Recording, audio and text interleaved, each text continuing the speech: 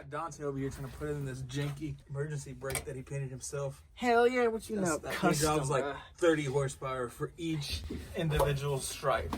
We got this custom painted e-brake handle or parking brake handle in here now. So this is at least the design on the 79 Rabbits and later, up until I want to say maybe late 80s, where the parking brake cable attaches to the front. I had an issue getting this gear mechanism, this ratcheting mechanism in right here, this one. I don't know if you can see it, but that little tiny white bar that feeds into that one right there, that feeds into that ratcheting mechanism. When I tried to attach that, this pin wouldn't go in. So what I ended up doing was take a pair of frickin' channel locks, bend it down a little bit, then silicone spray the inside there and just hit it with the hammer. It's in now. Just adjusting the parking brake cables. So what the manual says is you want to have, start with that down. Have these nice little washers in here, 10 millimeters. You want to adjust that. I don't know what size that part is that you need to use for like a wrench or something. I just use those channel locks to hold it. But basically, when you have it down, the wheel should be free spinning like normally, but go up 2 clicks, 1, 2, and your rear wheels should not be able to move at all. So that's where we're at right now. See you on the road in a little bit. Good morning to the motley crew that are following this build, and to anybody else who is just joining in, or just anyone in general. So last time we were adjusting the parking brake, and we got that all good situated. So then we decided to bleed the brakes, and I just realized this was my first time taking off the front wheels of this, and this is what I found. Definitely upgraded, 100%, like way better than Brembo's. Jeez. Ugh. This is that custom German supercar brakes. Very fancy. But anyway, we found out while we were bleeding these that the calipers are actually all seized up and not rusty. It's great. So now I'm gonna have to take them off and hopefully rebuild them so we can actually stop. As you can see, you got these German numbers on here and stamps, so that means you're not going to be able to find another one of these. It kind of sucks. We're going to start taking off these retaining pins right here. If I could figure out how to do this while holding a camera. Oh, that was kind of easy. Let's get a nice little screwdriver. Oh, that came out.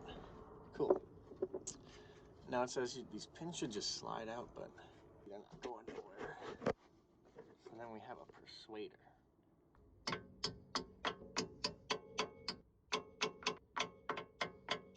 Still can't get them out by hand. See that they're kind of like rusted on there. So now we have some pliers.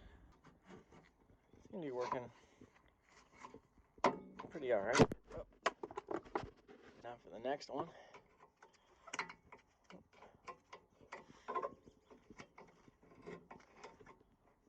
Oh, that looks fairly new in there.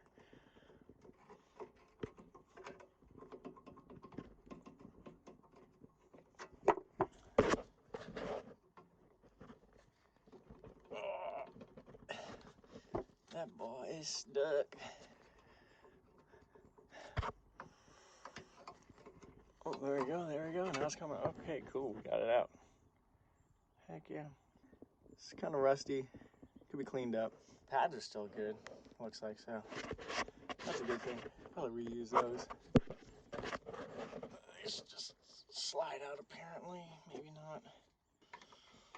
Those don't seem like they're moving. Now to figure out, yeah, those aren't coming out. How to take this off. There are 2 bolts.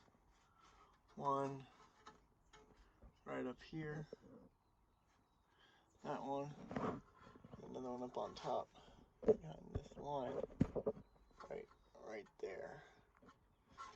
I'm gonna guess, I don't know, I'm gonna say like a 14, 15, or 13. I really don't know what size. It didn't tell me in the nice manual that I purchased for this, so we'll find out. Got them out. They were in fact 15 millimeters, so that was fairly easy to see. Just pull them off like so.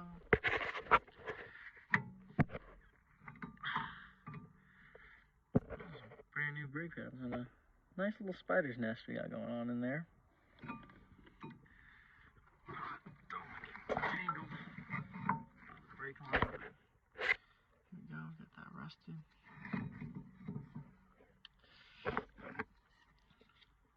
So now, hopefully these just pull out.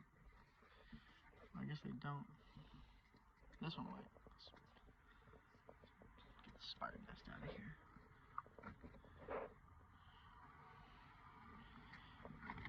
Alright, so the inner brake pad, oh, these are like brand new. Huh. Guess the guy before it redid it, but don't know what the issue is. That all looks pretty good to me. Maybe they were just sticking. It doesn't look like there's much lubrication on here for these ones. So figure out how this pad pops out now. Oh, there we go. Ah, I see. It's a little notch that holds it in. Just gonna pop it out that way. Yeah, these look like brand new almost. I'll save that part number for later. But yeah, now I gotta unclip, it seems like, this pin, this retaining pin, from the caliper. And we'll start cleaning it up, and hopefully that's all it needs to do, just cleaned up. Cool. Alright, so it turns out, while I was trying to take this whole part off, just this little bit popped out. Mostly it was just, you have to take this little retaining spring off the back to get it fully out from here. But it still looks like this bracket piece comes off from the actual like piston housing. As you can see, so we're gonna try to take that off next. Looks like a brand new line, so that's kind of cool. Don't have to replace that. We got it off from a little help from the persuader. Small persuader, you don't need a big one. But yeah, so now we're just gonna clean this up.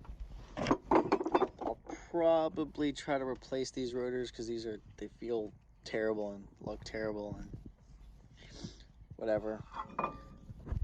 I'll just open this bleeder valve, open that up, and then compress this back some to see if it's actually stuck or not.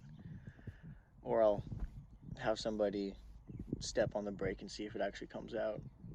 Either way, we'll get to the bottom of this. I'll probably clean this up here on the car so I don't have to take this brake line off. I mean, if you don't, I have a Dremel tool with some attachments. If you don't have that, then you'd probably have to take this off, but I don't want to go through all that extra work right now, but I might have to. Alright, so this is what we got so far. We're not going to be able to do these on a bench grinder right there, so I'm going to have to use a Dremel to get the stuff out. But with these like little pins and clips, I'll probably do that. I'm not sure about this clip, but or this one. Anyway, we'll try it. See how that goes.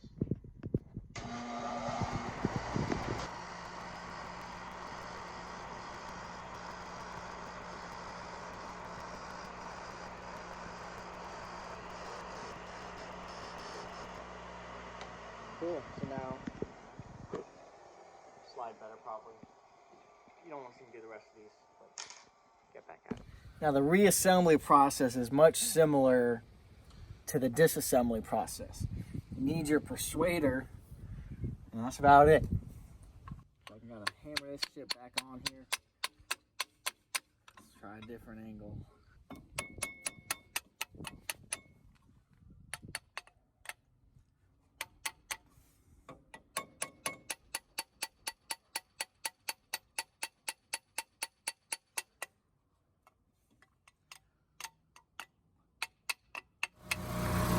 Alright guys, here's a little update for you. Got the brakes all finished up. Got this thing finally out of the side yard. Got it running. About to go take it on a test drive. See what it does.